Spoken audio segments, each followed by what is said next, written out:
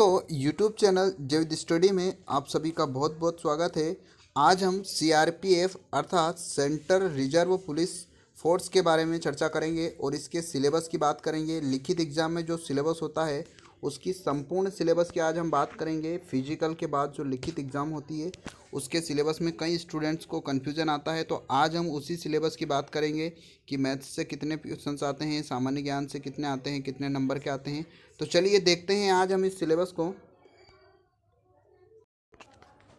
ये हमारे सामने सेंट्रल रिजर्व पुलिस फोर्स के बारे में सिलेबस है, तो आज हम इस सिलेबस की बात करते हैं। तो यहाँ पर 4 सब्जेक्ट आते हैं मुख्य रूप से। सबसे पहले गणित आता है, गणित के बाद यहाँ पर आता है रीजनिंग या तर्क शक्ति जिसको हम बोल सकते हैं।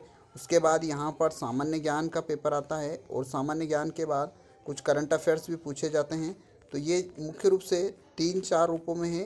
तो सबसे पहले अगर हम बात करें गणित के सिलेबस के बारे में, तो गणित में यहाँ पर बहुत सारे टॉपिक, लगभग 18 टॉपिक आते हैं गणित में। तो सबसे पहले यहाँ पर गुणा व वर्ग वाला टॉपिक आता है, गुणा या वर्ग करने के सूत्र। उसके बाद आता है नंबर सिस्टम, संख्या पद्धति, वर्गमूल या घनमूल, ये वाला चैप्टर इंपॉर्टेंट चैप्टर है, वर्गमूल या घनमूल। इसके बाद आता है साधारण या दशमलव भिन्न, सरलीकरण सिंप्लीफिकेशन, लघुत्तम एवं महत्तम समापवर्तक, औसत, प्रतिशत, लाभ तथा हानि। इसके अलावा यहाँ पर अनुपात व समानुपात वाला चैप्टर, अनुपात या समानुपात और मिश्रण, मिक्सचर, सोडा, पार्टनरशिप, साझा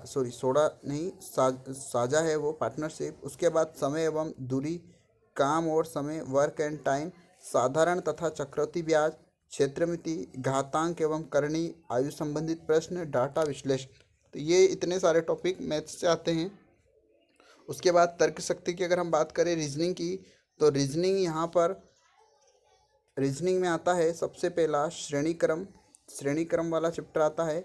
श्रेणी क्रम जो होता है वो संख्यात्मक एवं वर्णात्मक श्रेणी क्रम, संबंधात्मक, एनालॉजी, वर्गीकरण क्लासिफिकेशन, सांकेतिक निरूपण, कोडिंग एवं डिकोडिंग भी यहाँ पर आता है। अक्षर क्रम, प्राकृतिक क्रम एवं शब्दकोश, नेचुरल, जम्पल्ड, वर्क एंड डिक्शनरी, अंक, वर्ण क्रम, रिश्ते संबंधी यानी ब्लड रिलेशन, रक्त संबंध, दिशा संबंधी प्रश्न यहाँ पर पूछे जाते हैं। समूह विश्लेषण एवं कैलेंडर एवं घड़ी इंपॉर्टेंट चैप्टर है, बिल्कुल अच्छे से आप याद करिए। उसके बाद उलझन संबंधी कुछ पजल भी पूछी जाती है यहाँ पर।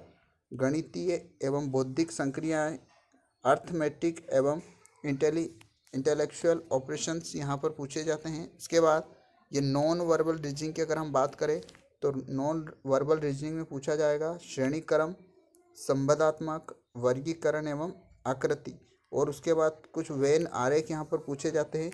तो ये मैथ्स प्लस रीजनिंग जो होता है ये आता है 25 नंबर का, जिसमें मैथ्स 10 नंबर का और रीजनिंग 15 नंबर की भी हो सकती है, या मैथ्स 15 नंबर का या रीजनिंग 15 नंबर का हो सकता है। आप बस इतना सा याद रखिए कि maths plus reasoning total 25 number का यहाँ पर पूछा जाएगा।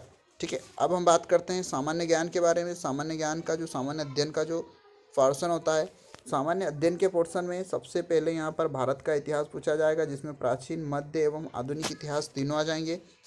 उसके बाद भारतीय संविधान पूछा जाएगा, इंडियन कॉन्स्टिट्यूशन, यहाँ पर राजनीति। उसके बाद भारत के कुछ प्रमुख शिखरों के बारे में चर्चा होगी, भारत की जितनी भी चोटियाँ होती है। उसके बाद भारत की मिट्टियाँ, इंडियन सोइल, भारत के प्रमुख बांध व नदियाँ, कुछ परियोजना और नदियाँ आएगी। उसके बाद भारत की जनसंख्या, इसमें जनगणना पूरी कंप्लीट हो जाएगी, जनसंख्या। उसके बाद भारत के प्रमुख राष्ट्रीय उद्यान एवं अभ्यारण्य, भारत के प्रमुख शोध संस्थान, भारत के कुछ अनुसंधान केंद्र और भारत के कुछ विद्युत उपदान केंद्र, और साथ में दिवस व उनके मनाने के कारण। मोस्ट इम्पोर्टेंट टॉपिक है दिवस व उनको मनाने के कारण। तो यहाँ से इतने सारे लगभग 11-12 टॉपिक आएंगे। इसके बाद विज्ञान से यहाँ पर भौतिक विज्ञान, रसायन विज्ञान और जीव विज्ञान से भी प्रश्न पूछे जा सकते हैं। तो ये हो गया हमारा सामान्य ज्ञान का पोर्शन। इसके अलावा करंट अफेयर, तो करंट अफेयर जो है, करंट अफेयर से 2020-21 में कौन क्या है अभी वर्तमान में, कुछ कंपनी, उनके सीईओ के बारे में पूछा जा सकता है। उसके बाद कुछ नई किताबें 2019-20 या 21 में भी जितनी भी पुस्तकें आई है उनकी भी आपको रीडिंग करना है। उसके बाद कुछ सम्मान और पुरस्कार यहाँ पर पूछे जा सकते हैं। उसके बाद खेल सम्मान, खेल एवं सम्मान, स्पोर्ट्स, कुछ सैन्य अभ्यास, उसके बाद स्पोर्ट्स खेल जगत वाला पूरा पोर्शन। तो ये हो गया सामान्य ज्ञान का। इसके अलावा यहाँ पर 15 नंबर की लगभग हिंदी आती है, तो हिंदी का देखते हैं। ये हिंदी का पाठ्यक्रम है।